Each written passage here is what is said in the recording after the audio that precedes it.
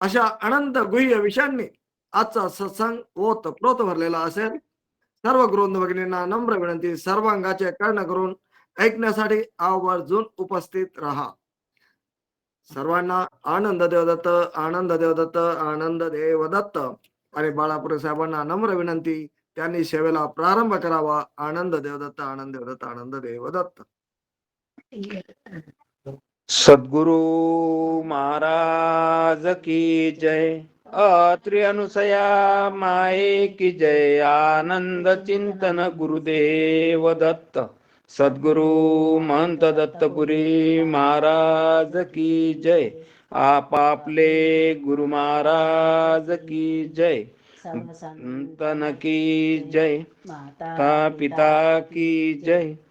देव दत्त. आदितं गगन सदृशं तत्त्वमस्यादिलक्षणम् एकं नित्यं विमलवचनं सर्वादिसाक्षिभूतं भावातीतं त्रिगुणरहितं सद्गुरुस्तन्नमामि नित्युद्धं निराभासं निराकारनि नित्यबोधं सच्चिदानन्दं गुरु ब्रह्म नमामि. ध्यानमूलं गुरुमूर्ति पूजामूलं गुरुपदं मंत्रमूलं गुरुवाक्य मोक्षमूलं गुरुकृपा. सद्गुरु महाराज की जय. आज पौर्णिमा, माघ पौर्णिमा. माघ पौर्णिमेच्या अखिल भारतीय देवदत्त परिवारातील सर्व सदस्यांना, ग्रुपवरील सर्व माझ्या श्रीमंत गुरुबंधू गुरुभगिनींना हार्दिक हार्दिक शुभेच्छा.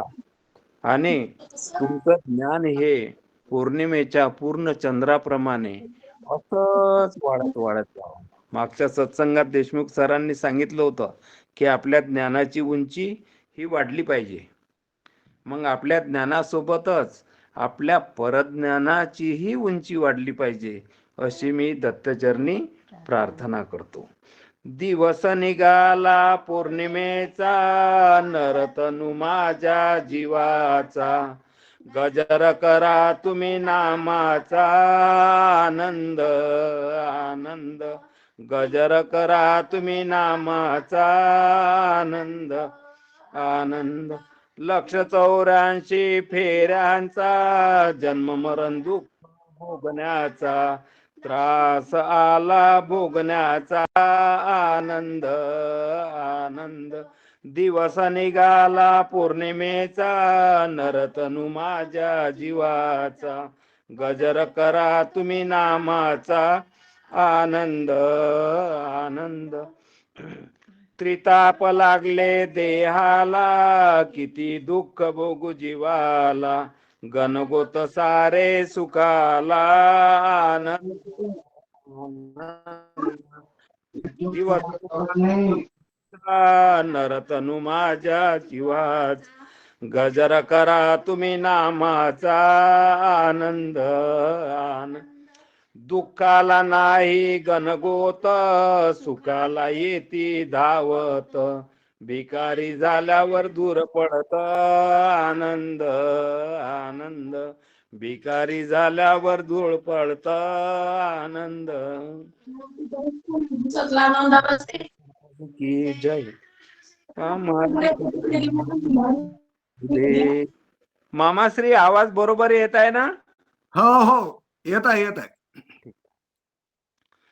दत्तपुरी बाबा शांती द्या मनाला, दत्तपुरी बाबा शांती द्या मनाला, करी तुम्ही प्रार्थना तुमच्या चरणाला, करी तुम्ही प्रार्थना तुमच्या चरणाला.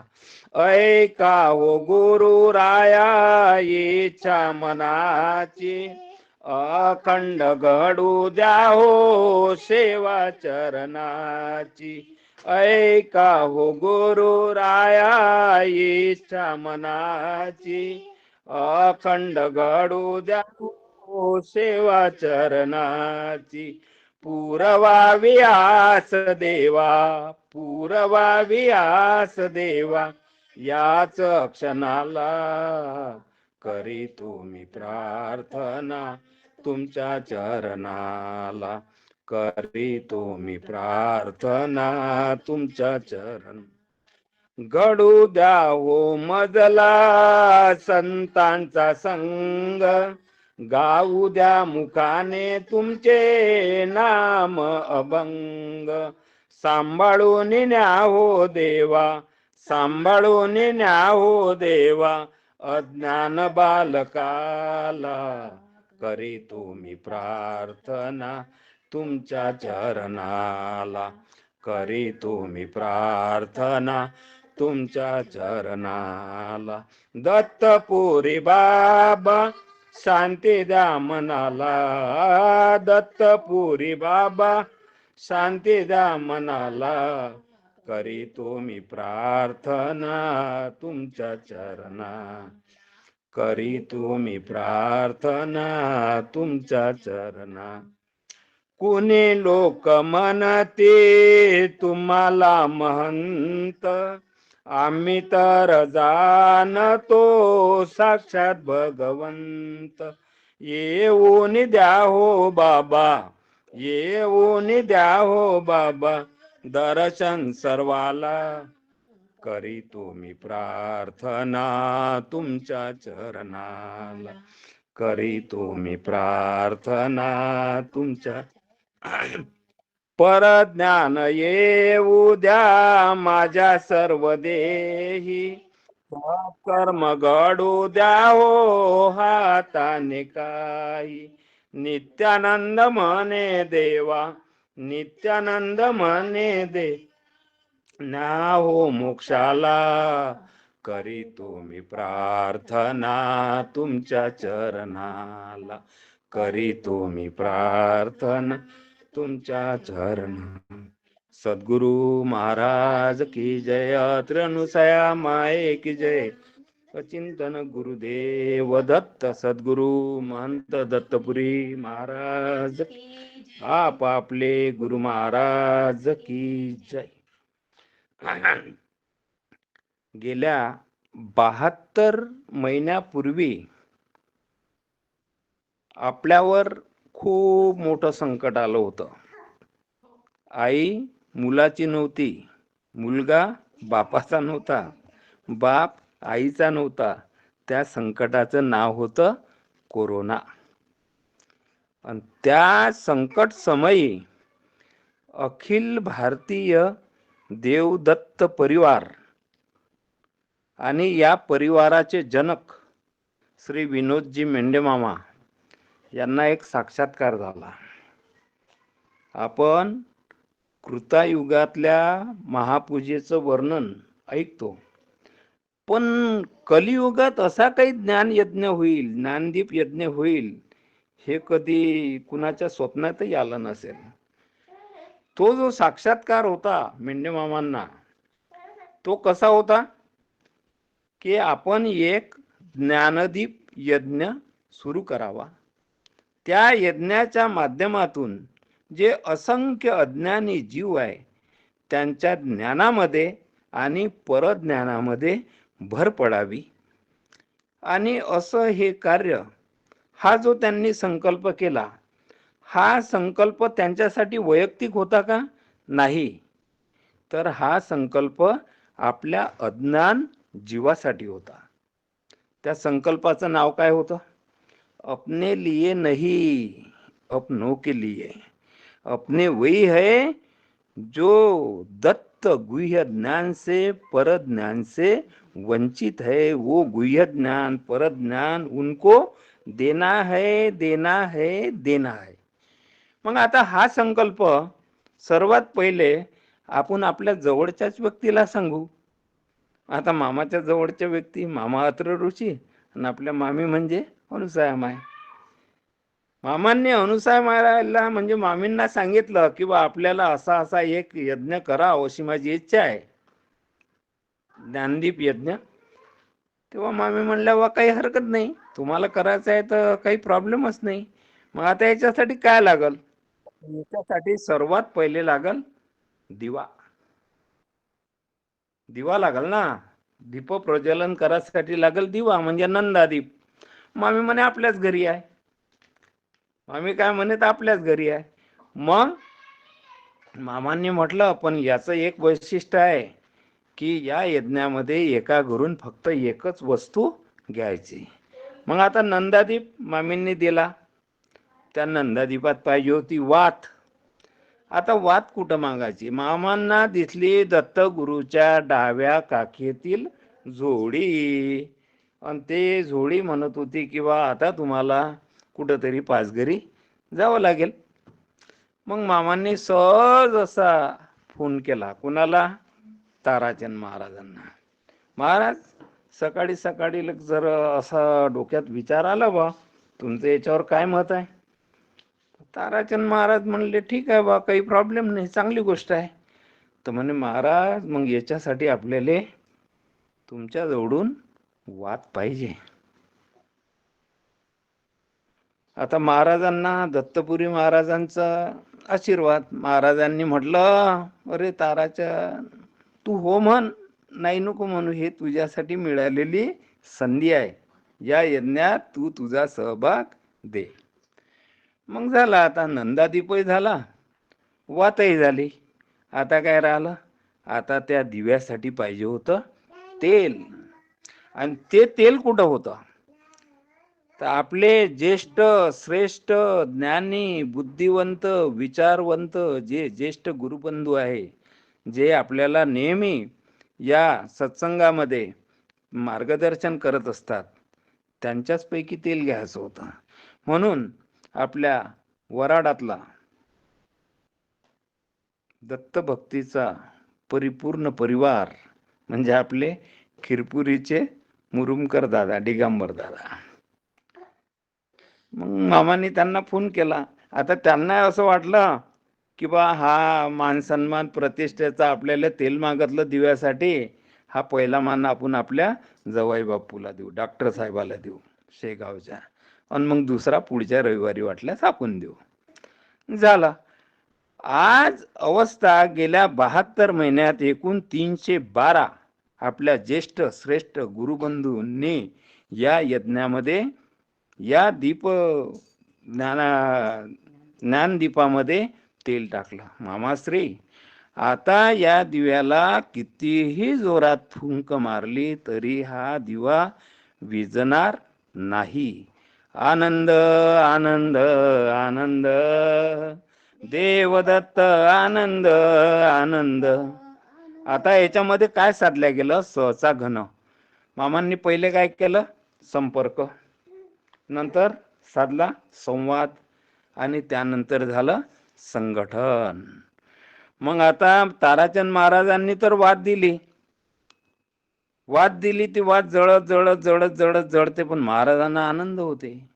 कारण candle loss is nothing when it's give to lights of another. जेव्हा दिव्याचा प्रकाश इतरांना मिळतो आणि त्या प्रकाशामध्ये ते न्हावून निघतात, त्या ज्ञानामध्ये ते न्हावून निघतात, तर त्या प्रकाश देणाऱ्याला खूप खूप आनंद होतो. आणि अशा प्रकारे हा देवदत्त परिवाराचं कार्य दिन में 2 गुना और रात में 4 गुना बढ़त बढ़ता ही जा रहा है. पहिले फक्त साप्ताहिक सत्संग होता रविवारचा, आता सकाळचा ज्ञानकन पण सुरू झाला, संध्याकाळचा ग्रंथवाचन पण सुरू झाला, आणि मी तर म्हणतो आठवड्याचे 22.5 तास आणि 1.5 तास आपल्या परोपकाराचा, असे 24 तास जर आपण दिले ना, तर आपण असंही मोक्षप्राप्तीच्या जवळ जवळ जाऊ, असा माझा आत्मविश्वास आहे. आता या ग्रुपवर या आपल्या श्रीमंत गुरुबंधू गुरुभगिनींशिवाय शोभा आली नसती. त्यांच्या उपस्थितीमुळे आपल्या या ग्रुपला शोभा आहे. त्यांच्यासाठी माझ्याजवळ खरंच शब्द नाही.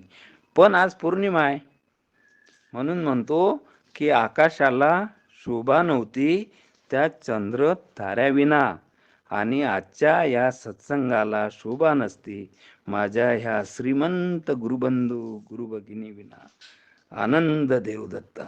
आता तुम्ही सत्संग ऐकत आहात, पण मी अज्ञान आहो, मी अडाणी आहो, माझं काही शास्त्राचा एवढा काही अभ्यास नाही. आणि दुसरी गोष्ट म्हणजे मी तर चोर आहो. चोरून चोरून चोरून चोरून 72 महिने सत्संग ऐकला आणि आज या सत्संगाची माळ योगायोगानं माझ्या गळ्यात पडली. पण एका सत्संगामध्ये आपले उगव्याचे धोंडूपंत ठाकरे बापू, त्यांचा मी सत्संग ऐकला होता, प्रवृत्ती आणि निवृत्ती. तिच्या त्या 10 मुली 11 मुलं, हिच्या 41 दोन 42 पद थोडक्यात.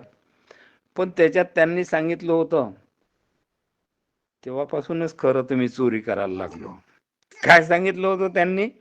फोडा फोडा गुरुचे घर, होईल तुमचं भलं, चोरी केल्यानं होईल तुमचं कल्याण.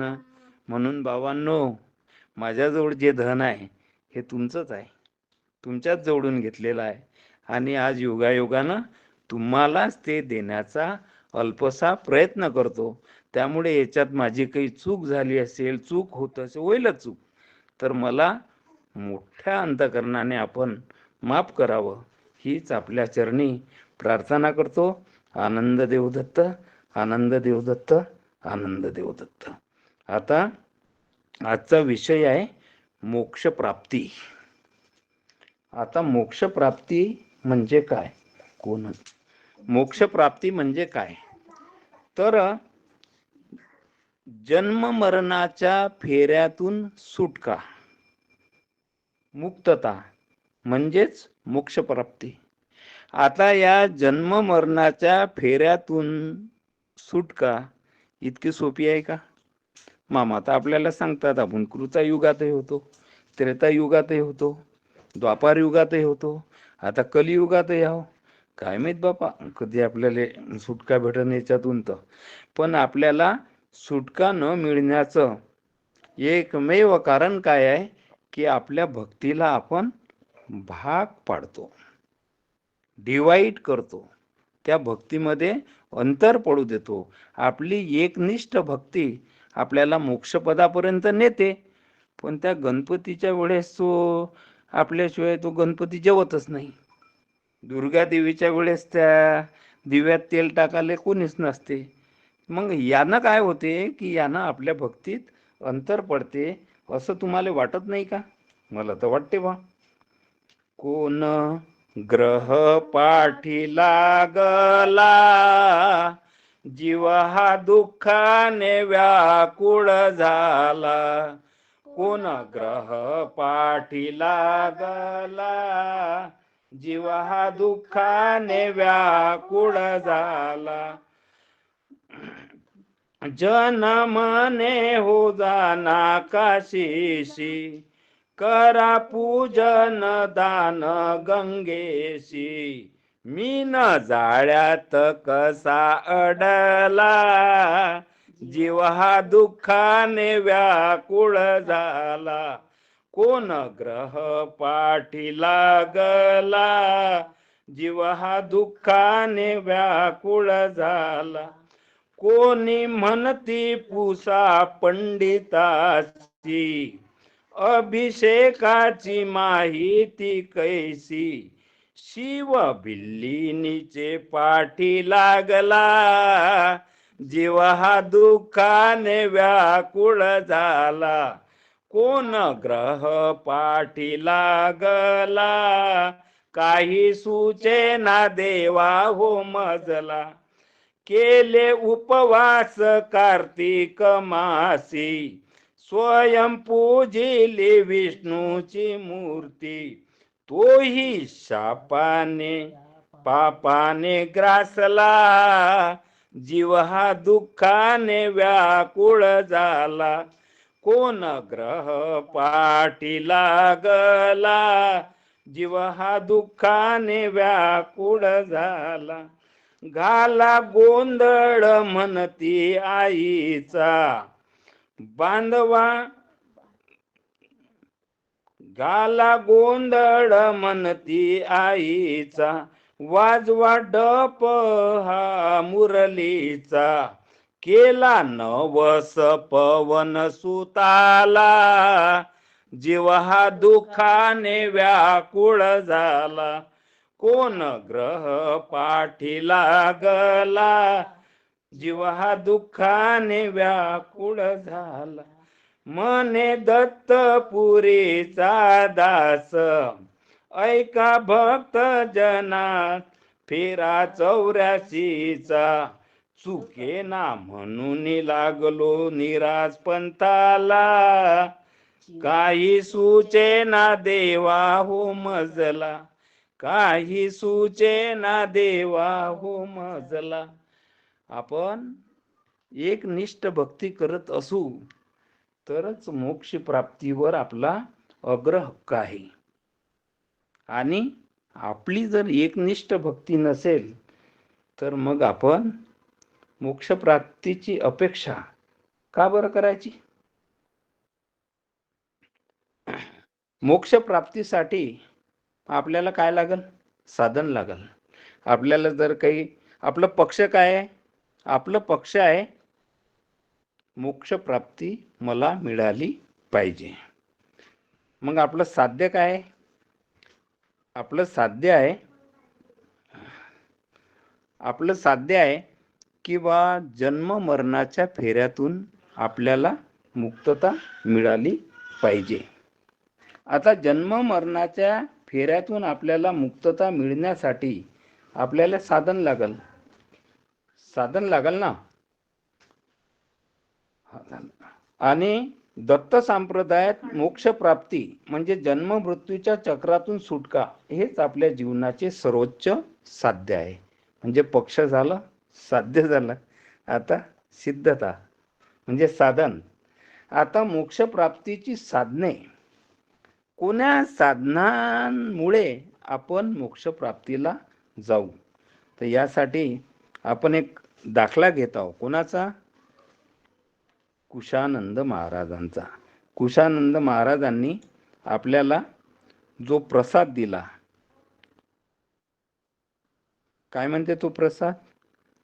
गुरु मला प्रसाद देई, संसार सागरातून तारून नेई, संसार सागरातून तारून नेई.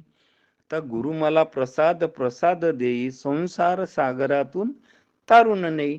ह्या भवदुःख सागरातून तारून नेणे, वैतरणी पार करणे, यालाच तर आपण मोक्ष प्राप्ती म्हणतो. मग आता या प्रसादामध्ये पहिल्याच कडव्यामध्ये महाराज काय म्हणतात? प्रसाद दिधला ज्ञान रव्याचा, व्याप मिटला संसाराचा. आता ज्ञानरव्याचा प्रसाद आपल्याला संसारातून काय करतो? संसाराचा व्यापच मिटून टाकतो.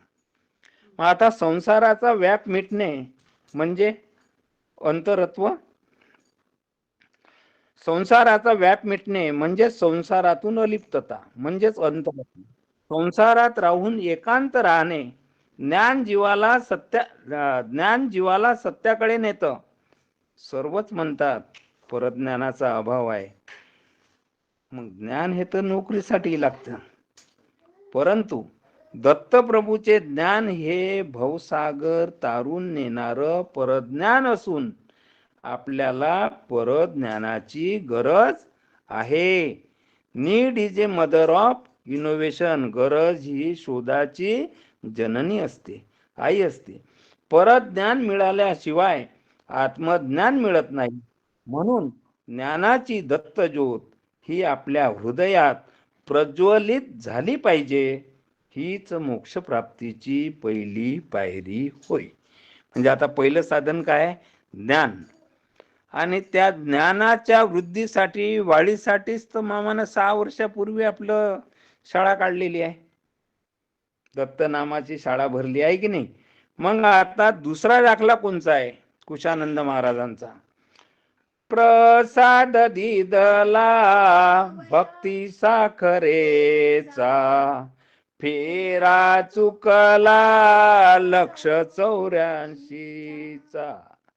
आता भक्ती साखरेच्या प्रसादाने लक्ष 84चा फेरा चुकणे म्हणजे जन्म मरणाच्या या येरझारातून मुक्त होणे, म्हणजेच मोक्ष प्राप्तीच्या दुसऱ्या पायरीला पदस्पर्श करण्यासारखा आहे. कारण 81 कोटी 1.25 वरी 10 देवता यामध्ये नाही कोणी मोक्षाचा दाता. मोक्षाचे दाते तर आपले दत्तगुरूच आहे. आपले मोक्ष दाते जर दत्तगुरूच आहे तर मग आपण मोक्षाला जाऊच. मग भक्ती भक्ती भक्ती भक्ती तर सर्वच करतात, पण मग सर्वच मोक्षाला गेले का? ज्यांचे अंतकरणातच भक्ती आहे, की ज्या भक्तीमुळे आनंद दत्त प्रभूंची प्राप्ती झाली, असे अरळक राजे यदुराजे यांनी राजवैभव सोडून दत्तचरणी लीन झाले. ज्या भक्तीने सप्त आवरणे गळून पडतात तीच भक्ती करावी. आपण व्रत, तीर्थयात्रा, उपासना भरपूर करत आहोत, याने मोक्ष मिळणार नाही. फक्त भक्तियुक्त अंतकरणाने नामस्मरण हीच श्रेष्ठ भक्ती आहे. पराभक्तीला परज्ञानाची जोड असावी. मंदिर जाना तो आदत है, मंदिर जाना तो आदत है, लेकिन नामस्मरण और आचरण ये तो इबादत है, ये तो इबादत है. भक्ती कर बाबा तू त्या सद्गुरूची, दत्ताच्या लाग चरणी वाणी निवृत्तीची, दत्ताच्या लाग चरणी वाणी निवृत्तीची. चुकेल 84चा फेरा आदि षडरी पुशिवार, उगाच म्हणतो का रे माझे माझे घरदार, उगाच म्हणतो का रे माझे माझे घरदार. पापाला ह्या तुझ्या कोणी नाही साथीदार, पापाला ह्या तुझ्या कोणी नाही साथीदार. उगाच म्हणतो का रे माझे माझे घरदार, उगाच म्हणतो का रे माझे माझे. कष्ट करून माती केली साऱ्या जीवनाची, पाप करून धके गाडी या प्रपंचाची. खाया सगळे जमती होतील सर्व गार, उगाच म्हणतो का रे माझे माझे घरदार, उगाच म्हणतो का रे माझे माझे घरदार.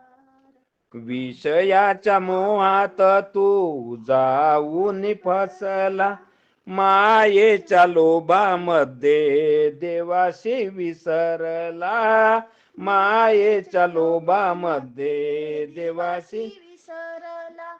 बायका पोरे तुझी लावीतील तुला खार, उगाच म्हणतो का रे माझे घरदार.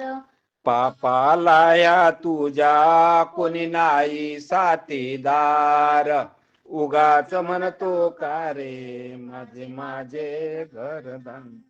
व्यसने तुला बारी बाबा जीवाचे हे वैरी, नेईल तुला अधोगती यमाची या द्वारी, नेईल तुला अधोगती यमाची या द्वारी.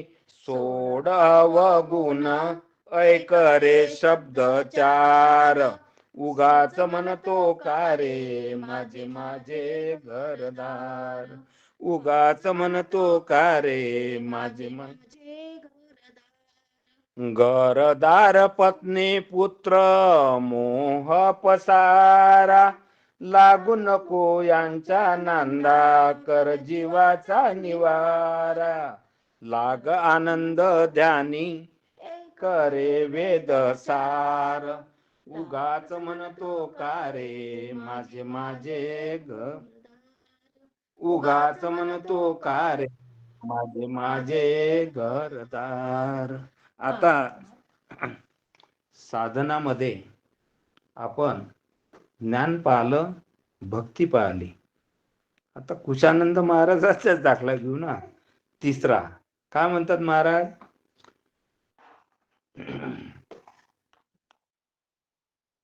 प्रसाद दिदला वैराग्य धृताचा, बंध तुटला जन्म मरणाचा.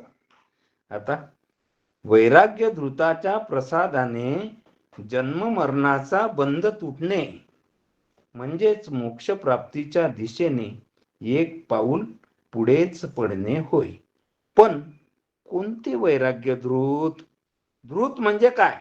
धृत म्हणजे पंचामृत, दूध, दही, तूप, शहद आणि गोधन अर्क जसे एकमेकात मिसळल्यावर एक रूप होतात, मग ते एकमेकात पासून वेगळे होऊ शकत नाही. अगदी तसेच आपण काया, वाचा, तन, मन आणि धन याचे वैराग्य धृत एकमेकात मिसळून दत्तचरणी भक्तियुक्त अंतकरणाने जर लिप्त झालो तर आपल्याला दत्तचरणापासून वेगळं होता येईल का? नाही, नाही ना. मग तिथे कोणती अवस्था निर्माण होईल? मन रमले श्री गुरु चरणी, मज नेऊन काय तोनी, मज नेऊन काय तोनी.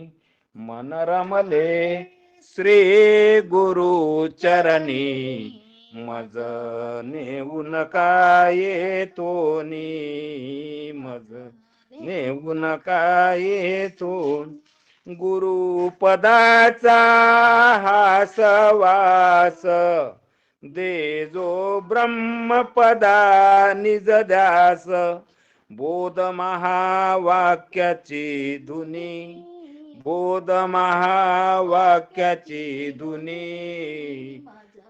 नेऊन काय तोनी, मज नेऊन काय तोनी. गुरु संसाराचा साक्षी, लक्ष अलक्ष फळ भक्षी. बीज मंत्र देतसे कानी, बीज मंत्र देतसे कानी. मज नेऊन काय तोनी, मज नेऊन काय तोनी. मन रमले श्री गुरु चरणी, मज नेऊन काय तोनी. गुरुत्व पद त्वं पद देशी, आशीर्वाद दे पोचण्यासी.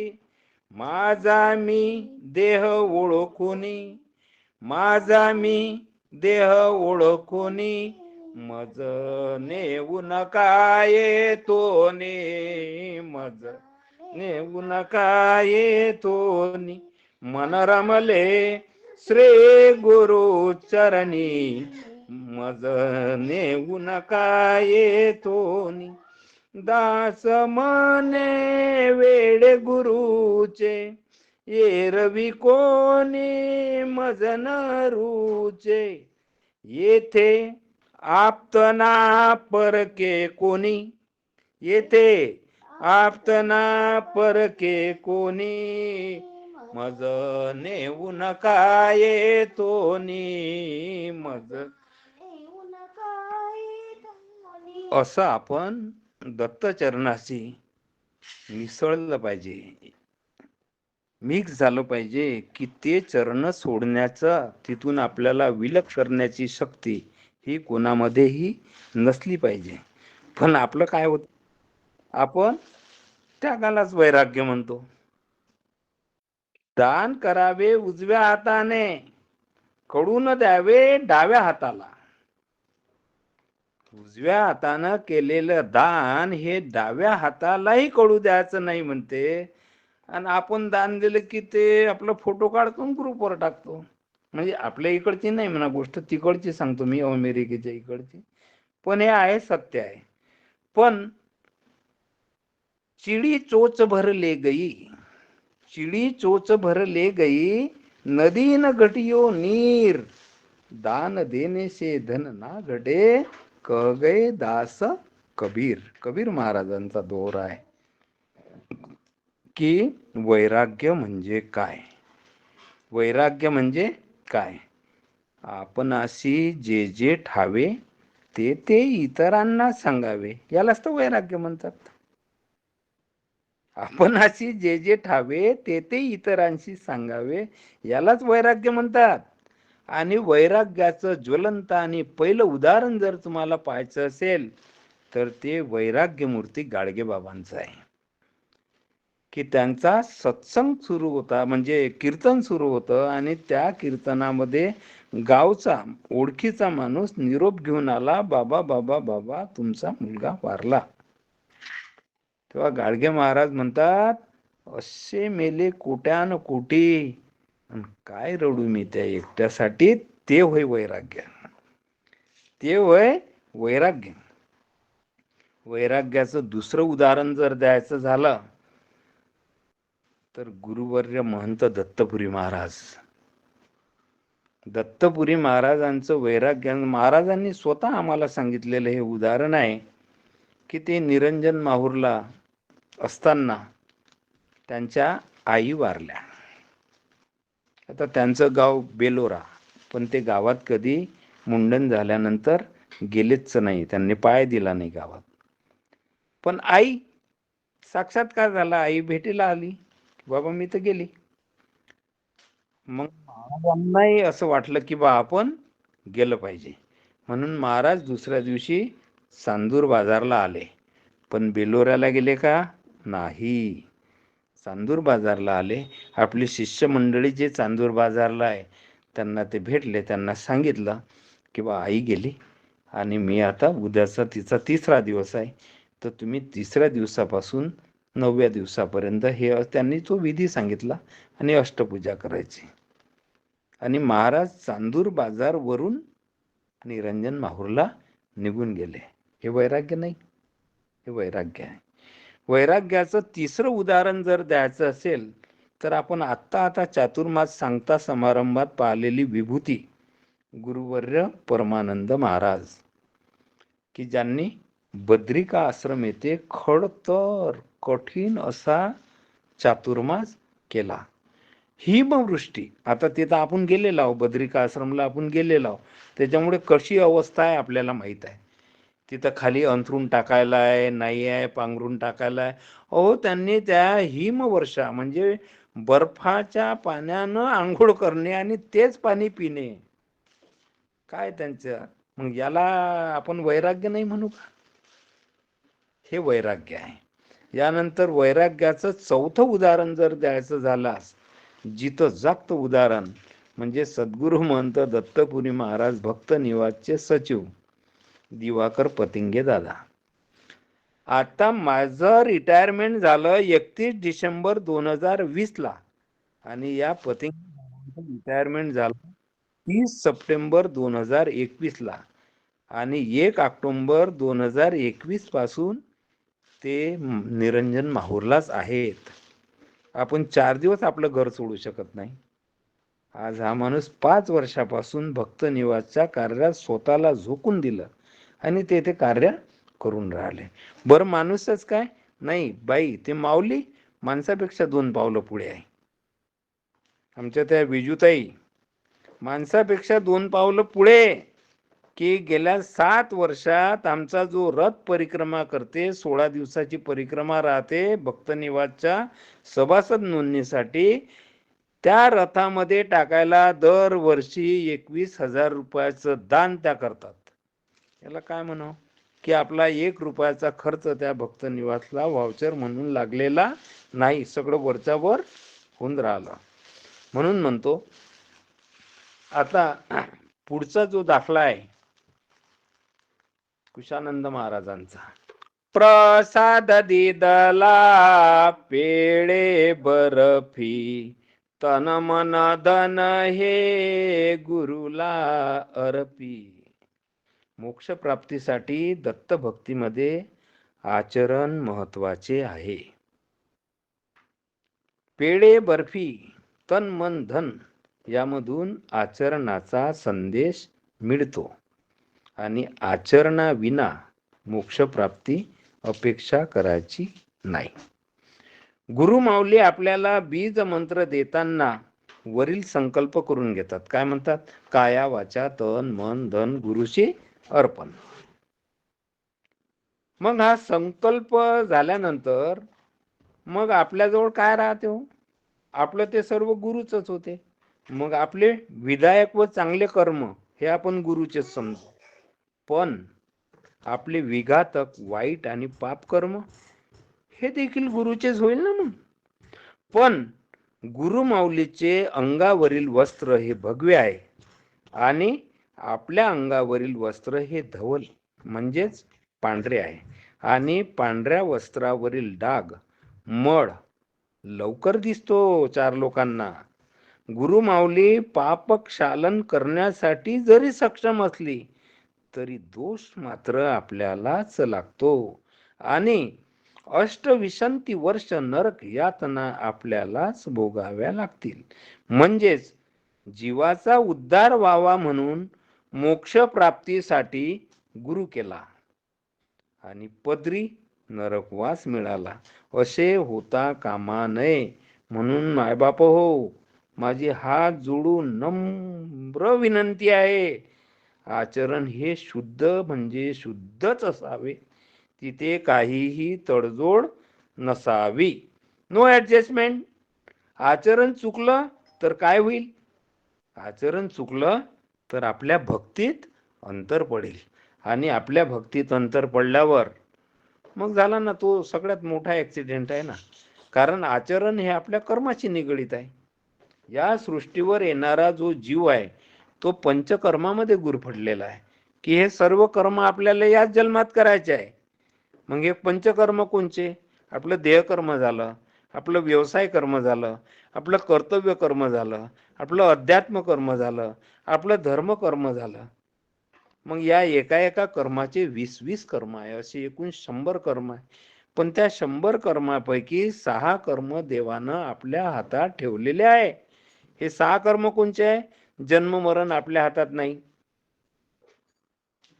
लाभ तोटा आपल्या हातात नाही आणि जन्म मरण लाभ तोटा आणि लाभ हानी म्हणतो ना आपण, अजून 2. तर असे हे 6 कर्म जे आहे ते देवानं आपल्या हातात ठेवलेले आहे. पण उरलेले 94 कर्म करण्यासाठी आपण मोकळे आहोत. त्या कर्मातून आपलं पुण्य संचित होते. मग ते पुण्य संचित होणे म्हणजेच मोक्ष प्राप्तीच्या जवळ जाणे. आता हे झाले 5 एक्झाम्पल, 5 साधनं आपले झाले. आता 6वं साधन कोणचं आहे? 6वं साधन, 5वं साधन, गुरुने मजला प्रसाद दिदला, मस्तकी माझ्या हस्त ठेविला. गुरुशिवाय मार्ग नाहीच. मग गुरुशिवाय मोक्ष मिळेल का? नाही मिळणार. याचाच अर्थ आपल्या हातून जर गुरुसेवा घडली तर गुरु माऊली आपल्यावर प्रसन्न होईल. यालाच तर आपण गुरुकृपा म्हणतो ना.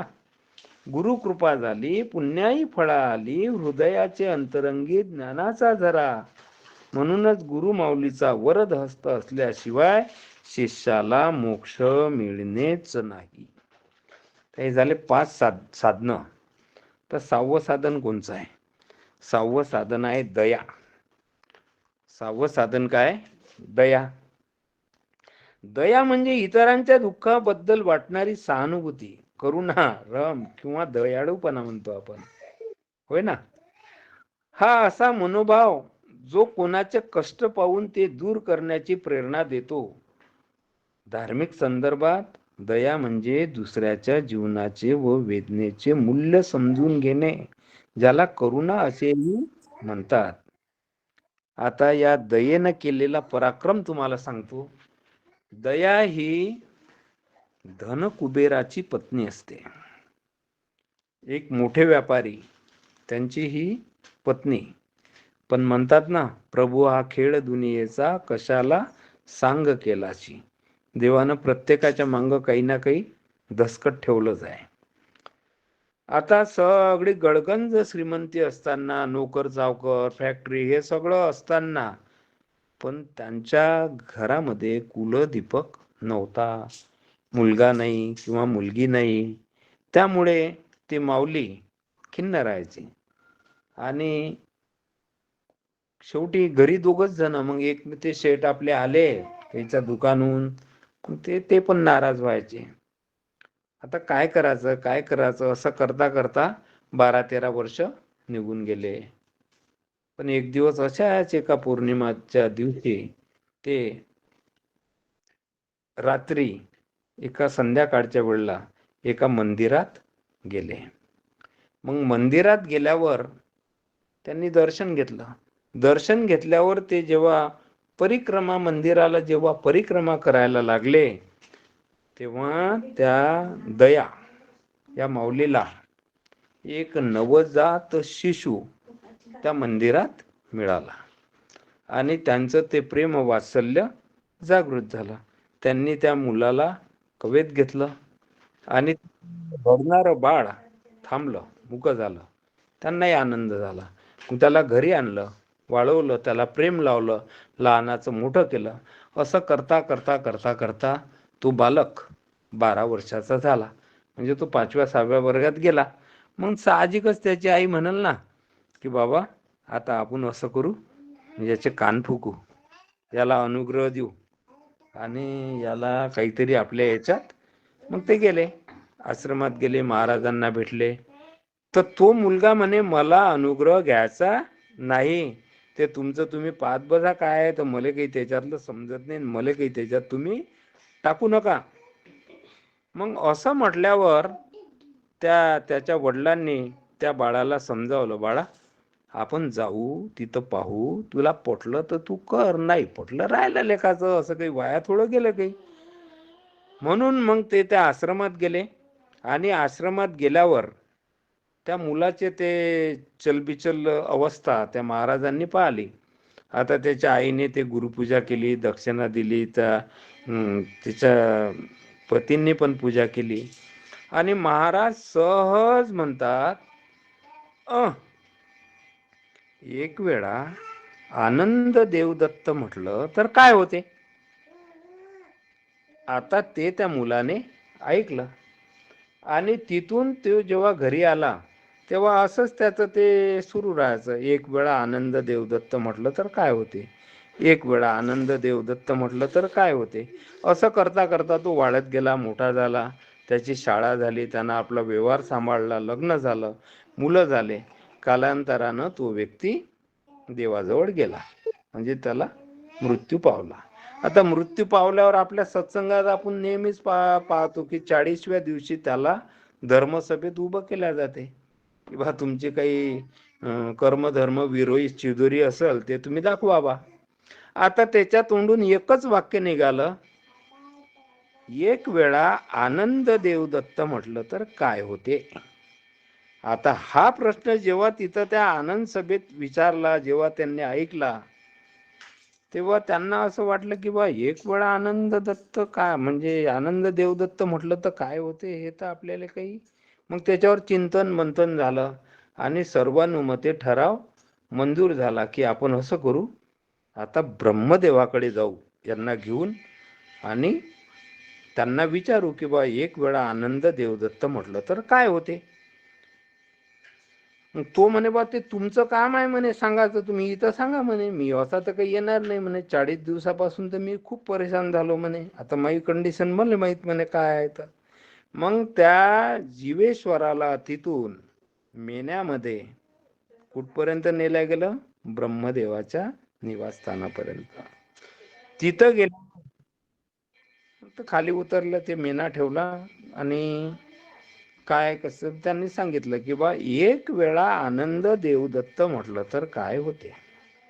आता ब्रह्मदेव त्याच्याकडे पाहत राहिले, म्हणे गड्या आनंद देवदत्त म्हटल्यावर तर काहीतरी चांगलंच होणार आहे, पण नेमकं काय होते हे तर मला काही सांगता येणार नाही. आपण असं करू, आपण विष्णूकडे जाऊ, तो पालनहार आहे, ते आपल्याला सांगल. म्हणून मग ते कुठे गेले, विष्णूकडे.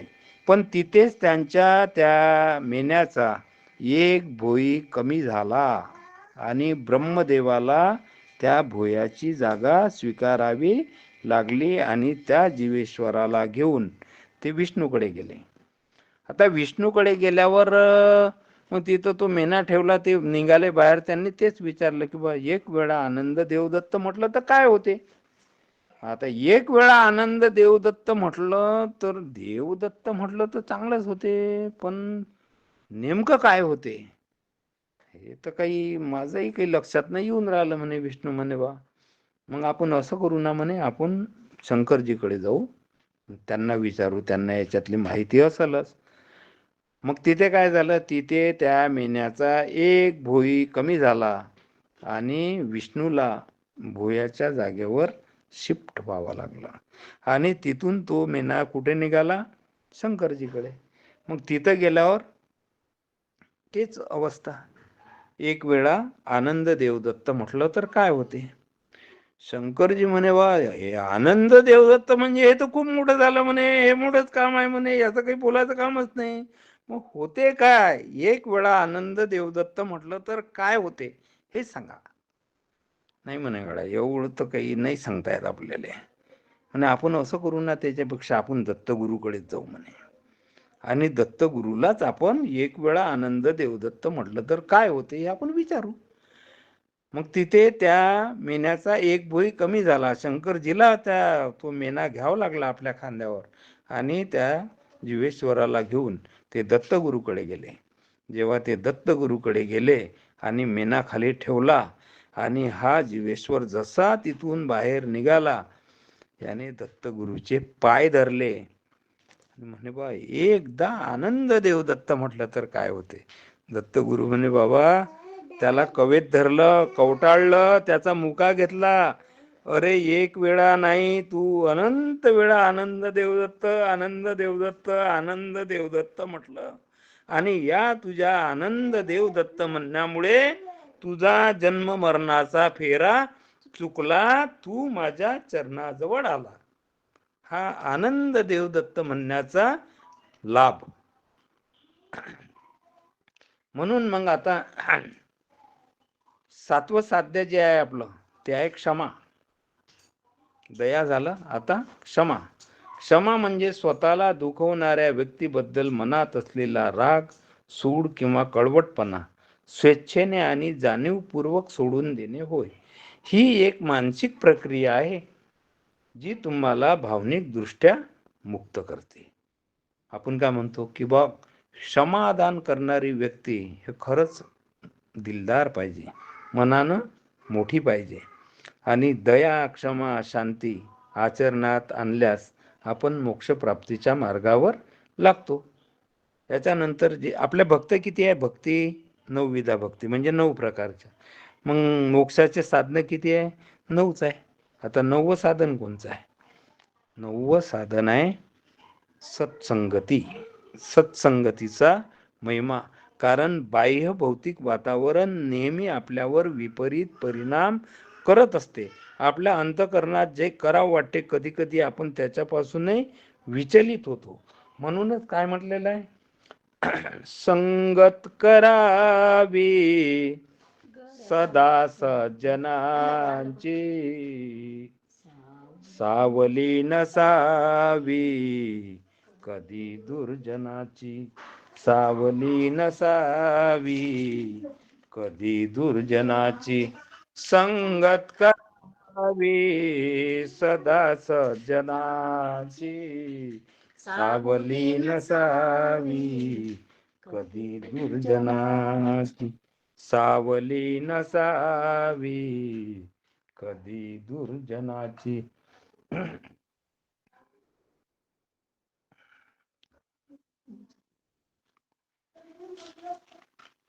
संगत करावी सदा सज्जनांची, सावली नसावी कधी दुर्जनाची. कोण्या निर्जनातून नको वेळ लावू, नको मानवासा बेईमान होऊ. लाज लज्जा ठेव आता, लाज लज्जा ठेव आता जनाची मनाची, सावली नसावी कधी दुर्जनाची, सावली नसावी कधी दुर्जनाची. निर्मळ पाणी हे होय गडूळ, फेकती जनाच्या डोळ्यात धूळ. डोई होई आता पाप, पाप वासनेची, सावली नसावी कधी दुर्जनाची, सावली नसावी कधी दुर्जनाची. संगत करावी सदा सज्जनाची, सावली नसावी कधी दुर्जनाची. मिटू दे जनाचा सदा भेदभाव, पाठीमागे आहे दत्तपुरीचे नाव. जगासाठी केली त्यांनी, जगासाठी केली त्यांनी जीवनाची होळी, सावली नसावी कधी दुर्जनाची, सावली नसावी कधी दुर्जनाची. संगत करावी, संगत करावी गड्या सज्जनाची, सावली नसावी कधी दुर्जन सावली नसावी कधी. आता आपण पाहू, साधनं झाले आपले, म्हणजे पक्षही झालं, साध्यही झालं, सिद्धताही झाली. मोक्ष कोणाला मिळू शकतो, मोक्ष कोणाला मिळू शकतो. मोक्षपदावर अग्र हक्क हा दत्त भक्तांचाच आहे. फक्त त्यांनी दत्त संप्रदायाचे आचरण व नामस्मरण याचे पालन केले पाहिजे. कारण का बरं? आपण काय म्हणतो, असेल धन्याचा शिक्का तर तो अमर शिडीवर चढेल, नाहीतर पहिलीच पायरी अडेल. तर त्याला अमर शिडीवर जायचं आहे, मोक्ष प्राप्ती पाहिजे, तर त्याला नामस्मरण आणि आचरणाची जोड पाहिजे. दुसरा कोण जाऊ शकतो, मोक्ष कोणाला मिळू शकतो? तो मिळू शकतो आबा. आबा म्हणजे आज्ञाधारक बालक, गुरुच्या आज्ञेचं पालन करणारा शिष्य हा मोक्षपदाला जाऊ शकतो. तिसरा कोण जाऊ शकतो? तिसरा जाऊ शकतो जिबा, म्हणजे जिज्ञासू बालक, यदुराजासारखा उपप्रश्न विचारणारा, यदुराजासारखा उपप्रश्न विचारणारा आणि ज्ञानामध्ये भर पाडून घेणारा शिष्य मोक्षपदाला जाऊ शकतो. चौथा कोण जाऊ शकतो? चौथा जाऊ शकतो प्रौबा, ज्याच्यामध्ये प्रौढत्व आलेला आहे, म्हणजे तो ज्ञान, भक्ती, वैराग्य, दया, क्षमा, शांती आचरणाने युक्त असं प्रौढत्व त्याच्यामध्ये आहे, तो मोक्षाला जाऊ शकतो. आपल्या मागील सत्संगात प्राध्यापक किशोर चतरकर सरांनी मोक्ष प्राप्तीसाठी नामस्मरण म्हणजे योग कसे करावे हे सांगितलेले आहे. त्यांचे 2 प्रयोग झालेले आहे. एक निरंजन माहुरला झाला आणि एक आपल्या सत्संगामध्ये झाला. आपण एका नामाचे 1000 नाम कसे करावे व ते आपल्या निरालंब सृष्टीत कसे फिरवावे याचं प्रात्यक्षिकासह सादरीकरण चतरकर सरांनी केलं. आपल्याला काय करायचं आहे? फक्त त्याचं अनुकरण करायचं आहे. त्याच्या अनुकरणातून आपल्याला मोक्ष प्राप्ती मिळू शकते. आता दुसरी गोष्ट कशी आहे की आता आपल्या या अखिल भारतीय देवदत्त परिवारावर सकाळचा प्रातःकाळचा सत्संग असतो, संध्याकाळचा सायंकालीन सत्संग असतो आणि रविवारी हा साप्ताहिक सत्संग असतो. मग आता तिन्ही सत्संगाचे तास किती झाले हो? 22.5. 7×3 = 21 आणि आजचा 1.5 22. आपण 1.5 तास परोपकाराच्या याच्यासाठी समजा सोडून देऊ. असे 24 तास जर आपण 24/7 म्हणजे 168 तासापैकी 24 तास जर आपण हे गुरुदत्ताचं ज्ञान मिळवण्याचा प्रयत्न केला. आता आपण पाहतो सकाळच्या ज्ञानकनमध्ये जे प्रश्न कधी ऐकले नाही असे प्रश्न आपल्या समोर येतात. आणि ते मामा हे युनिव्हर्सिटीच वेगळी आहे. उद्या कोणता प्रश्न राहील आपल्याला माहितीच नसते राहत. दिवसभर थांबल सांगतं त्याचं उत्तर भेटत नाही. पण दुसऱ्या दिवशी आपल्याच गुरु भगिनी, आपलेच गुरुबंधू पहिल्या टप्प्यात ते उत्तर देण्याचा प्रयत्न करतात. हेच तर आपल्या कार्याचं अचिव्हमेंट आहे. मग आता या कार्यात जर आपण राहिलो तरी आपलं हे मोक्षप्राप्तीकडे एक एक पाऊल पुढेच टाकणे आहे ना. अशा याच्यामध्ये आता आपण पाहू मोक्षप्राप्तीचे फायदे. कारण फायद्याशिवाय तर कोणी कोणताच बिझनेस करत नाही हो आजच्या परिस्थितीत. मोक्ष प्राप्तीचे काय फायदे आहे बा? आता मोक्ष प्राप्तीचे फायदे करन्सीचे.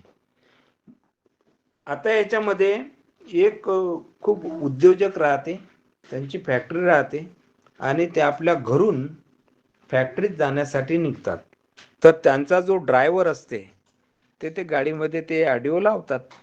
ते एका महात्म्याचं प्रवचन असते आणि त्या प्रवचनामध्ये ते महात्मे काय म्हणतात की बा हे घरदार पत्नी पुत्र मोह पसारा याच्यात काही पडलं नाही. आपल्याला वरची शिदोरी करावं लागल, त्याच्यासाठी काहीतरी करावं लागल. या जन्म मरणाच्या फेऱ्यातून निघासाठी काहीतरी आपल्याला करावं लागल. आता त्या शेठने तेवढंच ऐकलं. ते आपल्या फॅक्टरीत आले. फॅक्टरीत आल्यावर त्यांच्या फॅक्टरीमध्ये 10,000 लोक. त्यांनी त्याची मीटिंग घेतली आणि त्यांना सांगितलं की बा आपल्याला वरते ही प्रॉपर्टी वर न्यायची आहे. कशी नेता येईल सांगा. खाली जे त्यांनी काय सांगितलं की बा वरते तर काहीच नेता नाही आहे. तो 1 रुपया तुमचा तिथंच राहते. आणि हा व्यक्ती म्हणते की बा आपल्याला ही प्रॉपर्टी वर न्यायची आहे. कशी जाईल?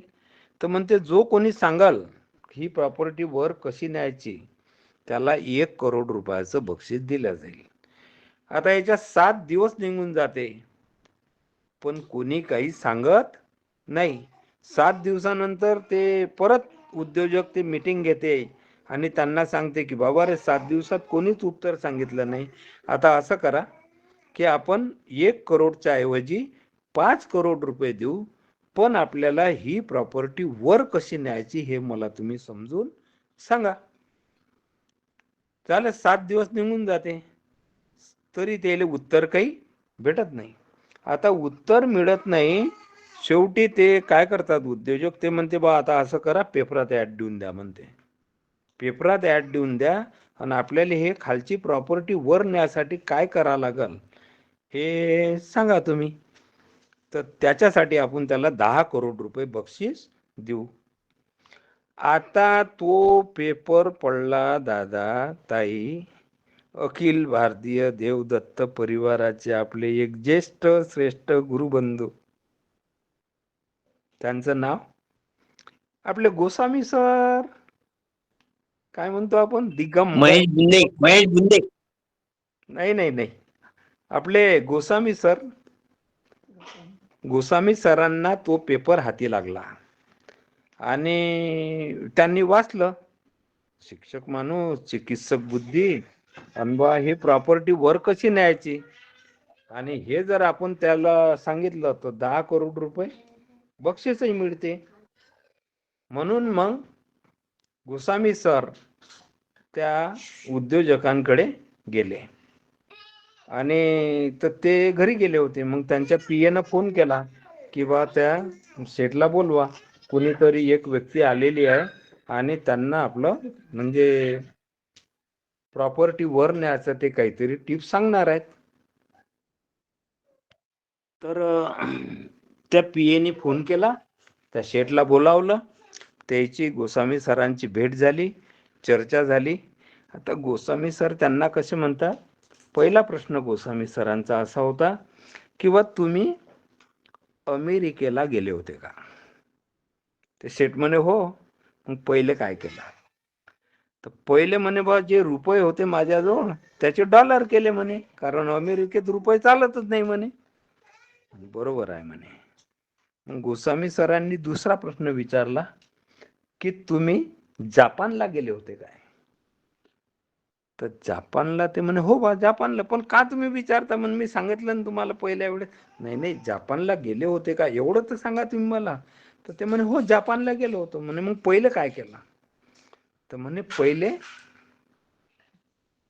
काय, हा रुपयाचा काय आला, येन पहिले येन घेतला म्हणे, नंतर मग जपानमध्ये एंट्री भेटली, तिथला खर्च सांभाळला. मग गोसावी सरांनी तिसरा प्रश्न विचारला, तुम्ही दुबईला गेले होते का? हो ना म्हणे गेलो होतो ना. मग तुम्ही नेहमी नेहमी हेच का बरं विचारत नाही, गेले होते का म्हणे? म्हणे हो गेलो होतो. मग तिथं पहिले काय केलं? तर म्हणे तिथं आपले रुपये दिले, तिचा दिनार घेतला. बस हेच काय म्हणे. आपली हे जी करन्सी आहे रुपयाची, हे करन्सी वरती चालत नाही, वरती करन्सी वेगळी आहे. मग त्यांना गोसावी सरांनी एक एक्झाम्पल दिलं, चतुर्थ वेदम षष्ठ शास्त्रम अष्टदश पुराणाय श्री शुक उवाच परोपकाराय पुण्याय पापश्च परपिंडनम. गोसावी सर असतील तर मला वाटतं हे त्यांचंच एक्झाम्पल आहे, म्हणून मी त्यांचंच नाव घेतलं. मग आता या करन्सीचं जेव्हा ट्रान्सफर होते, तुम्ही परोपकारी याच्यामध्ये जेव्हा खर्च करता, तर ते तुमचं काय झालं, ट्रान्सफर. तुमचा परोपकार हा पुण्यामध्ये कन्वर्ट झाला आणि ते शिदोरी तुमच्या सोबत आली. आपण नामस्मरण करतो, आपण चातुर्मास सांगता समारंभ करतो, आपल्या कार्यक्रमाला काही अमेरिकेतून अनुदान येत नाही, आपलेच आपण असतो देणारे, करणारे, घेणारे, आहे की नाही? तर असं आहे ते. म्हणून आपली ही प्रॉपर्टी ही कन्वर्ट कशामुळे होईल? नामस्मरणामुळे. आपली ही प्रॉपर्टी कन्वर्ट कशामुळे होईल? परोपकारामुळे. आता मोक्षप्राप्ती हे कठीण काम आहे. इतकं सोपी काम नाही आहे, कठीणातील कठीण काम आहे मोक्षप्राप्ती. परंतु ती गुरु कृपेनेच आपल्याला सोपी करावी लागेल. कारण काम असेल कठीण पण नसतं कधीच अशक्य. काम असेल कठीण पण नसतं कधीच अशक्य. पूर्णविराम नंतरच पूर्ण होतं वाक्य. नशिबाला शिव्या देऊन प्रयत्नांना मुकरू नका. मार्ग काटेरी असेल पण ध्येय कधी सोडू नका. आपलं ध्येय काय? मोक्षप्राप्ती. येऊ द्या ना संकट किती येतात तर. जागोजागी मिळतील वैरी, जागोजागी मिळतील वैरी, नको त्यांची भ्रांत. लक्ष ध्यानात ठेव, तू चाल रे निवांत. शत्रूंना घाबरून प्रयत्नांना मुकरू नको. मार्ग काटेरी असेल पण ध्येय कधी सोडू नको. मन आहे चंचल नाही ते स्थिर. हरत आहेस तरी तू नको सोडू धीर. अपयशाला घाबरून ध्येयाला विसरू नको. मार्ग काटेरी असेल पण ध्येय कधी सोडू नको. आपलं ध्येय काय? मोक्ष प्राप्ती. आपलं ध्येय मोक्ष प्राप्ती. काय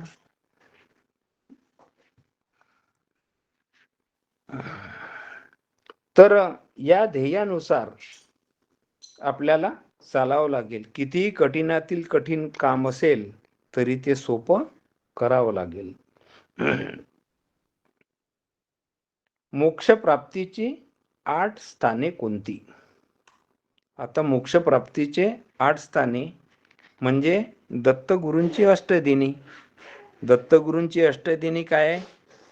बद्रिका आश्रमी अवतार, काशीचं स्नान, आबू पर्वतावर विभूती, गिरनारला पुराण वाचन, कोल्हापूर भिक्षा, पांचालेश्वरी भोजन, माहूरगड निद्रा आणि निरंजन माहूर अवलोकन स्थळ. हे दत्तगुरूंची अष्टदिनी. मग या अष्टदिनीच्या ठिकाणी जर आपल्या हातून नामस्मरण झालं, तसा तोही प्रयत्न आपल्या अखिल भारतीय देवदत्त परिवारानं गेल्या 2 वर्षापासून ते करूनच राहिले. निरंजन माहूरला निरंजन ऋषीची तपश्चर्या आहे, तिथल्या नामस्मरणाला महत्व आहे, तर तिथं आपल्या हातून नामस्मरण होऊनच राहिलं. आता मोक्ष प्राप्तीचे 4 स्तंभ. मोक्ष प्राप्तीचे 4 स्तंभ कोणते? मला वाटतं कालच्याच सत्संगात आलं, काल सकाळच्या. वेद, बोध, अनुसरण, अहर्निशी शरण म्हणजे अखंड नामस्मरण. आता आपल्याला वेद लागला पाहिजे. कशाचा वेद लागला पाहिजे? की आपल्याला नामस्मरणामध्ये आपल्या निरालंब सृष्टीतील नीलवर्ण ज्योत कशी दिसेल. दत्तज्योती 4. नीलवर्ण ज्योत आपल्याला दिसणे म्हणजे आपलं लक्ष म्हणजे गुरुमाऊलीकडे लागलं, हा त्याचा अर्थ आहे. दुसरं काय? बोध, निजबोध. निजबोधातून आपल्याला नामस्मरणाकडे वळून एकचित्त व्हायचं आहे. अनुसरण, आपल्याजवळ जे ज्ञान आहे ते ज्ञान आपण वाढवण्याचा प्रयत्न करतो. काय म्हणत आपले ते देशमुख सर, काय म्हणत? ज्ञानाची उंची वाढली पाहिजे. ज्ञानाची उंची वाढली पाहिजे आणि ज्ञानाच्या उंची सोबतच आचरणाची उंची देखील वाढली पाहिजे. असं अहर्निश नामस्मरण हे मोक्ष प्राप्तीचे 4 स्तंभ. 15 सोळा कुठे? आता आपले मामा नेहमी सांगत असतात. काय सांगतात मामा नेहमी? मामा सांगतात, कामात राहा पण नामात राहा. कामात राहा पण नामात राहा. हे कशाचं द्योतक आहे? निरंतर अखंड नामस्मरणाचंच तर द्योतक आहे की नाही? म्हणून देवा तू येई बा, शहादत्ता दूर कर माझी चिंता, तुझ विन मज कवन तारिता न दिशे सर्वता. देवा तू येई बा, संसार सागर दुस्तर भ्रांती मायापुर, कैसा उतरू मी पैल पार, चिंता पडले फार. देवा तू येई बा, अविद्या भवामध्ये बुडालो, कासा विष झालो, मोमाया मगरीने ग्रासिलो, तुझा मी विसरलो. देवा तू येई, गुरुदत्ता दूर कर माझी चिंता, तुझ विन मज कवन तारिता न दिशे सर्वता. देवा तू येई, आशा सुसरी तोडती, दश दिशा ओढती, विषय इंगळा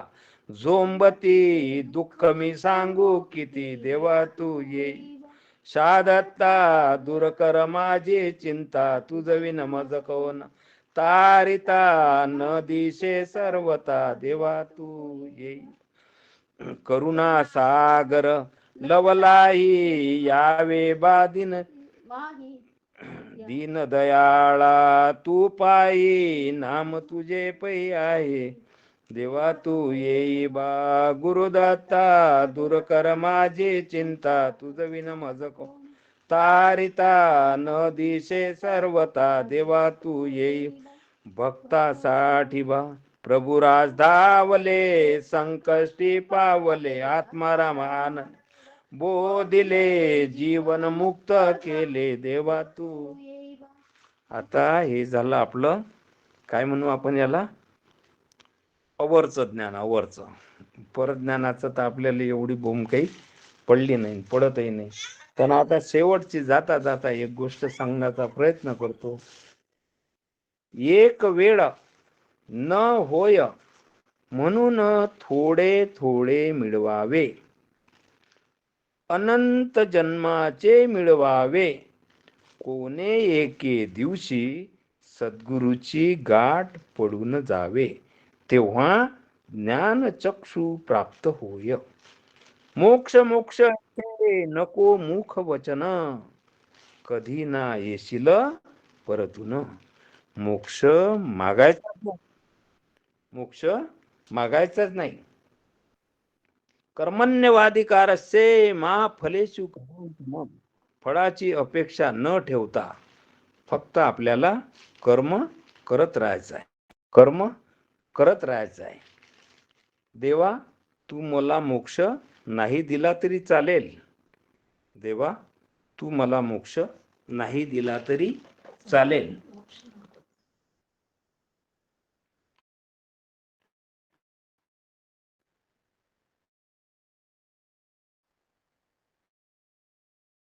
जागा दे, तुझी भक्ती मला घडू दे. तुला मला पुनर्जन्म द्यायचाच असेल तर दत्त संप्रदायाच्याच घरी दे, जेणेकरून तुझ्या नामस्मरणात मला तल्लीन होता येईल. जय जय आनंद सद्गुरु, जय जय आनंद सद्गुरु, जय जय आनंद सद्गुरु, जय जय आनंद सद्गुरु, जय जय आनंद सद्गुरु, जय जय आनंद सद्गुरु, आनंद सद्गुरु, जय आनंद सद्गुरु, आनंद सद्गुरु, जय आनंद सद्गुरु. अशी माय बाप हो, माझी वेडी वाकडी सेवा दत्तपुरी महाराजांच्या चरणी समर्पित करतो आणि माझ्या वाणीला विराम देतो. आपल्या पायाची रजा घेतो. आनंद देव दत्त, आनंद देव दत्त. आनंद देव दत्त, आनंद देव दत्त, आनंद देव दत्त. आज निरंतर 6 वर्षापासून सुरू असलेली आपली सत्संग सेवा आणि आजच्या सेवेमध्ये पुष्प गुंफण्यासाठी ज्यांनी योगदान दिलं असे आपले ज्येष्ठ गुरुबंधू दत्तभक्त परायण सद्गुरु महंत दत्तपुरी महाराज भक्त निवासचे सुप्रीमो दत्तात्रय बाळापुरे साहेब नागपूर यांनी खूप सुंदर पद्धतीनं ज्ञानबोध केलेला आहे. आजच्या सत्संगामध्ये ज्ञानातून, अनुभवातून परत ज्ञानाकडे कसं जावं आणि परत ज्ञानातून पराभक्ती कशी करावी, जीवाला मोक्ष पद कसं प्राप्त करून घ्यावं, त्यासाठी साधन कोणतं वापरावं आणि आपलं साध्य कसं प्राप्त करून घ्यावं, याचा संपूर्ण लेखाजोखा अतिशय सखोल, मार्मिक आणि साध्या भाषेत आपल्या समोर बाळापुरे साहेबांनी मांडलेला आहे. अखिल भारतीय देवदत्त परिवारच्या समस्त गुरुबंधू आणि भगिनींच्या वतीने दत्त भक्त परायण दत्तात्रय बाळापुरे साहेबांना माझा कोटी कोटी चरण स्पर्शी आनंद देव दत्त, आनंद देव दत्त, आनंद देव. अशाच ज्ञानाची गरज आहे. असंच सर्वांसारखं बनून जो सर्वांमध्ये वावरतो आणि सर्वांसारखं बोलतो त्याचाच जगाला आदर वाटतो. असं आदराचं स्थान त्यांनी आज आपल्या सर्वांमध्ये निर्माण केलं. पुन्हा एकदा त्यांच्या चरणी नतमस्तक होतो आणि या विषयाला पूर्णत्व देण्यासाठी अखिल भारतीय देवदत्त परिवारचे, ज्यांना एक निरंजनेतील वात म्हणून एक संज्ञा बाळापुरे साहेबांनी या ठिकाणी दिली, ते परज्ञानी प्रवक्ते ताराचंद महाराज यांना विनंती करतो की त्यांनी या विषयाला पूर्णत्व द्यावं. आनंद देवदत्त, आनंद देवदत्त, आनंद देवदत्त, आनंद देव दत्त, मम आनंद देव दत्त. आनंद सर्वत्र देवदत्त. गुरुबंधू भगिनींना माझा आनंद देव दत्त. आजच्या सत्संगामध्ये आपल्याला लाभलेले सद्गुरु मंत दत्तपुरी महाराज यांचे लाडके शिष्य आणि लाडके शिष्य असून खूप मोठी चोरी केलेली आहे त्यांनी. जशाप्रमाणे शिवाजी महाराजांनी सातारा लुटलं आणि पुण्याला दान केलं, नाही का? गुरु महाराजांची जवळची चोरी केली, खजिना लुटला आणि गुरुभक्तांना दान केलं. गुरुभक्तांचं सुद्धा अहोभाग्य म्हणजे आमचं अहोभाग्य आहे, आम्हाला मिळालं.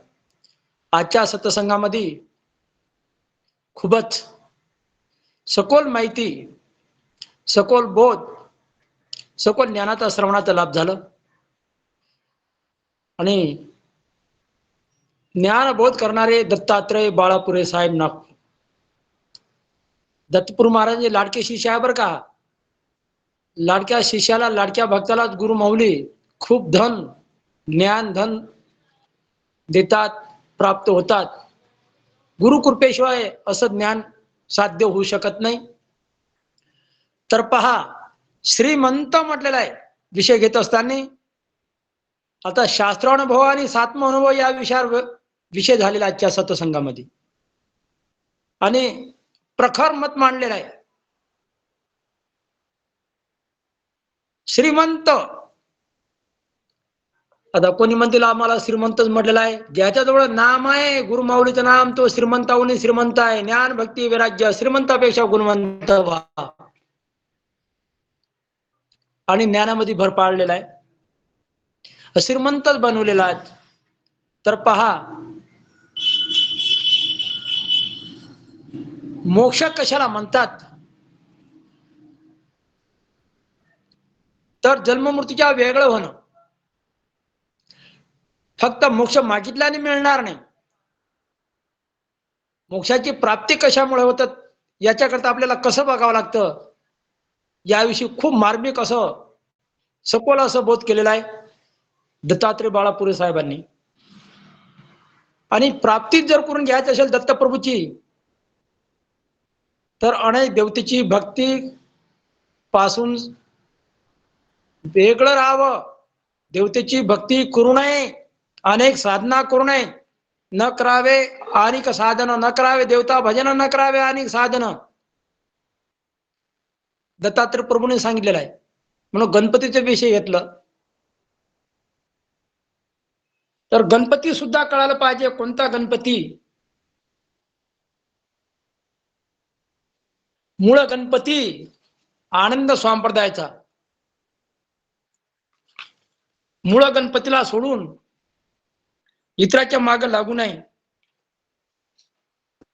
तुकाराम महाराजांनी सुद्धा सांगितलेलं आहे. आता गणपती बसवतात आणि काय करतात लोक, कित्येक ठिकाणी कीर्तन प्रवचन करत असतील, बाकी ठिकाणी जुगार, शेवटच्या दिवशी दारू, ज्यावेळेस गणपतीला पाण्यामध्ये नेऊन टाकतात ना, विसर्जन करतात ना, त्या दिवशी पाहणं त्याचं चाल. ही का भक्ती आहे का? ज्ञानाशिवाय भक्ती साध्य होत नाही, अज्ञान पण आहे. जुगार खेळतात, दारू पितात, लौकिक आचरण याच्यामध्ये जीवाचं सोयीत होणार नाही.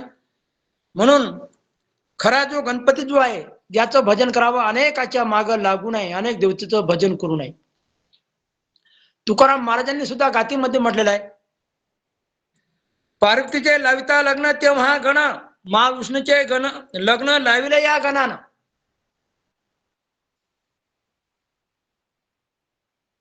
म्हणजे पार्वतीचं सुद्धा लग्न म्हणजे शिवाचं, म्हणजे महादेवाचं आणि पार्वतीचं लग्न कोणत्या गणानं लावलं याविषयी सर्वांना माहिती नाही. महाविष्णूचं सुद्धा लग्न या गणानं लावलं. तर गण कोणता होता? संत तुकारामानं अभंगी केले हे वर्णना. आदि अनादि हे गण तुकाराम म्हणे स्वयं जान, स्वयं स्वतः सिद्ध आहे तो स्वयं ब्रह्म. रंग रूप नाही ज्याला तो गण आदि नमिला, आदि गणानंदा शरण तुझ्या चरणाला. याविषयी खूप एकनिष्ठता भक्ती कशाला म्हणतात याविषयी खूप सुंदर असं प्रबंध केलेला आहे. जे अनेकाची भक्ती करतात, अनेक व्रत करतात, त्यांना मोक्ष कल्पांती नाही. एकनिष्ठ भक्ती ज्यांची असेल त्यालाच मोक्षपद आहे. याविषयी खूप सुंदर असं बोध केलेला आहे. तर प्रसाद, खरा जो प्रसाद जो आहे, याविषयी ज्ञानाचा प्रसाद, भक्तीचा प्रसाद, वैराग्याचा प्रसाद, पेढा बर्फीचा प्रसाद आणि गुरु कृपेचा प्रसाद, किती मार्मिक, किती सुंदर असं, किती सखोल बोध केलेला आहे. नाही तर मग या प्रसादासाठी तो महापूजा पूर्ण झाली म्हणा, आता आंबोळ नयनाची आरती झाली की आता आंबोळ नयनाच्या आरतीच्या अगोदरच ज्यावेळेस पूजेचं विसर्जन होते ना, त्यावेळेस पाय ना त्या प्रसादासाठी काय करतात. त्यालाही महत्व आहे, चांगलं आहे. पण जोपर्यंत गुरु मौलीचं कृपेचा प्रसाद जोपर्यंत प्राप्त होत नाही, तोपर्यंत जीव हा मोक्षपदाला जात नाही. ज्या जीवाला खरा प्रसाद प्राप्त झाला, त्याचं आचरण शुद्ध असतं, तोच जीव मोक्षपदाला, तो वेळ न वाढवता.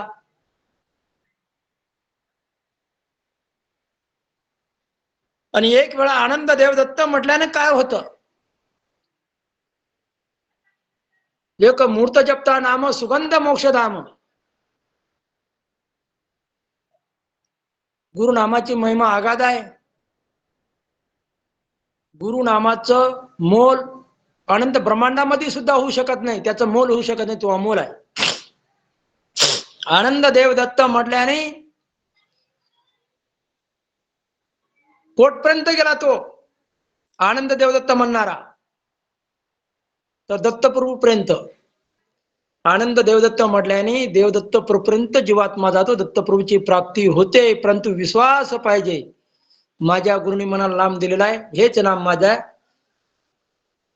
जीवाचं स्वार्थ करणार आहे, याच्यामुळेच माझं कल्याण होणार आहे. अनेकाचं मी मान्य करत नाही, अनेकाचं उकान घेत नाही, आणि अनेकाचं जो घेईल तो देवदत्त प्रभू पर्यंत जात नाही. पण जाणारही नाही, गेलेही नाही. जे अनेकाची भक्ती करतात ते दत्त प्रभू पर्यंत जातही नाही, दत्तप्रभूची प्राप्ती त्यांना होतेही नाही. म्हणून एकाचं भजन करा, एकाचं नामस्मरण करा. आणि पहा, याच्यासाठी दया, क्षमा, शांती, दया, सातवी, आठवी क्षमा, 9वी सतसंगती. दया, क्षमा, शांती ते देवाची वस्ती म्हणतात. पण क्षमा आपण किती वेळा करतो चुकलेल्या जीवाला. आपल्या विषयी जे बोलणारे जे आहेत, विरोधामध्ये जे बोलणारे आहेत, त्यांच्याशी आपण प्रेमाने बोलतो का? जर ते जवळ आले म्हणा, की आणखीन त्याच्या विचारामध्ये परिवर्तन झालं, ते जवळ यायला लागले, मग आपण दूर लटाव का त्यांना? जवळ येत नसतील, त्याच्या विचारामध्ये परिवर्तन होत नसेल, त्याचं कर्माचं तो फळ भोगेल. पण आपल्याला सुद्धा असं वाटलं पाहिजे, तो जीवात्मा सुधारला पाहिजे, तो जाग्यावर आला पाहिजे. येतच नसेल तर त्याला इलाज नाही, पण जाग्यावर येत असेल तर जुनं सर्व विसरून जावं, त्याला क्षमा करावी. आपल्याविषयी जो वाईट वागला असेल, त्या जीवाविषयी सुद्धा आपल्या जवळ दया असावी. या जीवात सुधार झाला पाहिजे, हा सुधारला पाहिजे. आपण तो चांगल्या जीवाविषयी सुद्धा प्लॅनिंग आखतो, वाईट वाईट क्रूर विचाराप्रमाणे वागतो, द्वेतपणे वागतो. काय होणार आहे? दत्तप्रभूची प्राप्ती होईल का अशामुळं?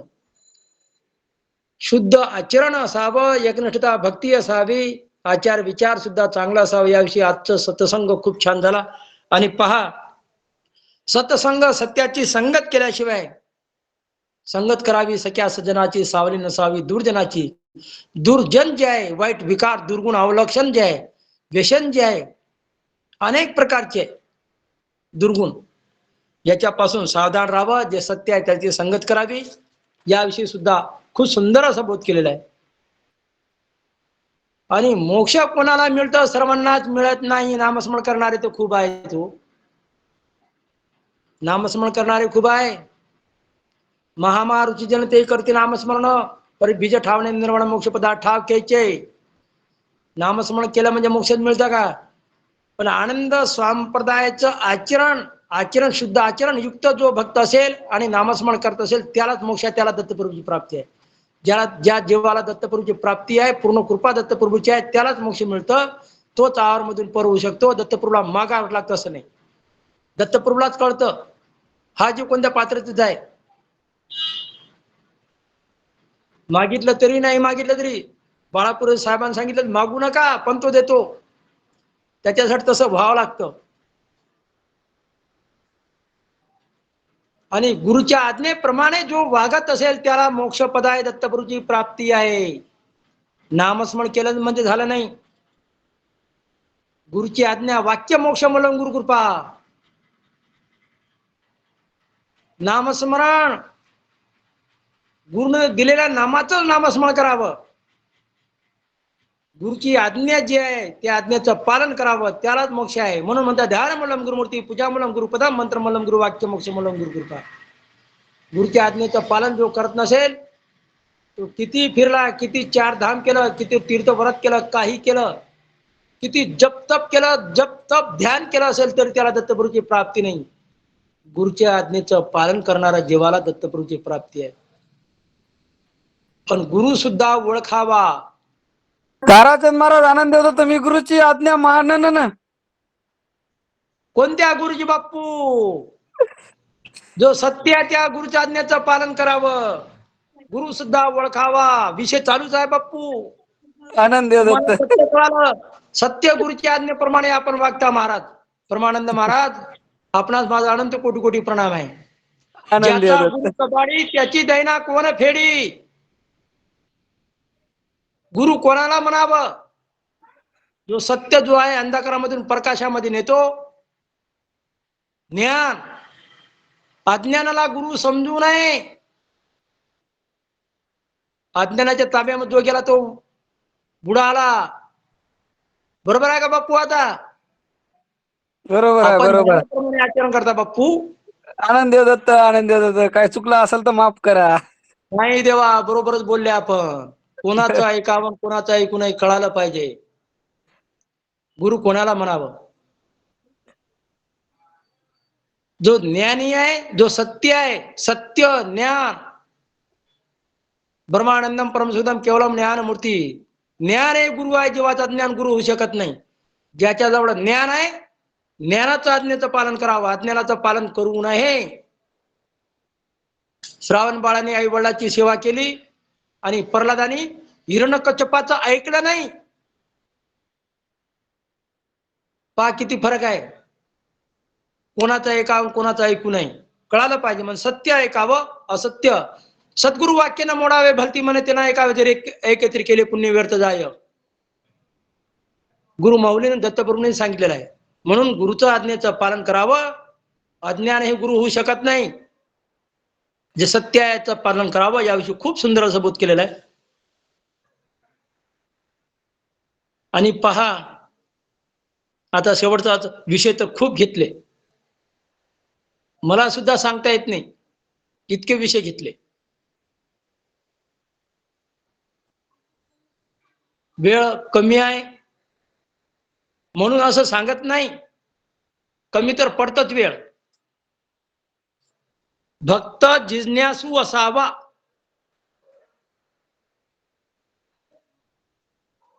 निंदा ऐकण्यामध्ये नको, वाईट कर्म करण्यामध्ये नसो, ज्ञानामध्ये भर पाडणारा असावा.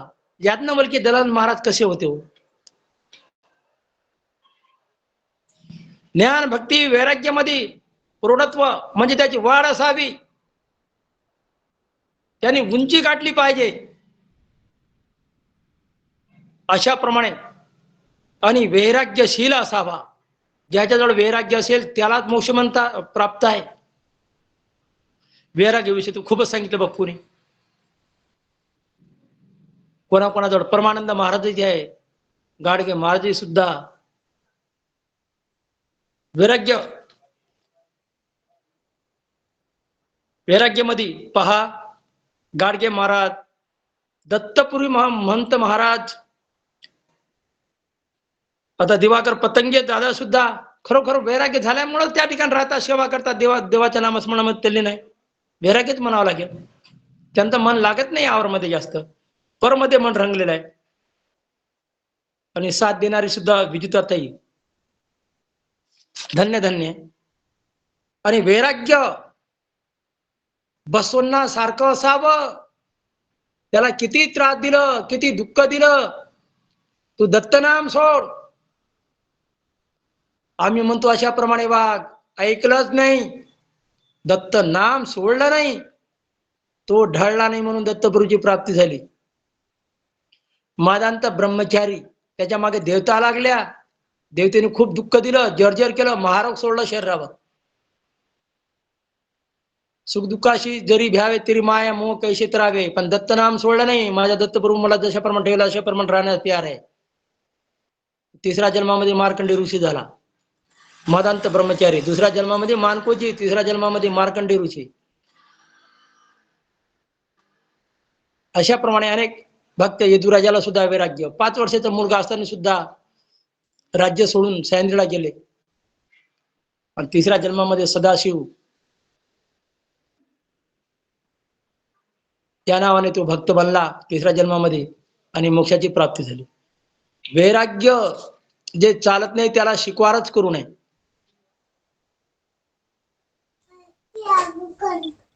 जे जमत नाही, जे नियमामध्ये बसत नाही, तशाप्रमाणे वागू नये, त्याला स्वीकार करू नये. वैराग्य पाहिजे, अखंड वैराग्य.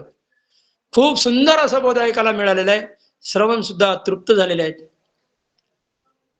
आणि मोक्ष प्राप्तीचे 8 सुद्धा, बद्रिकाश्रम म्हणा, काशी म्हणा, आबू म्हणा, गिरनार म्हणा, गुरु माऊलीची फेरी आहे भक्तासाठी.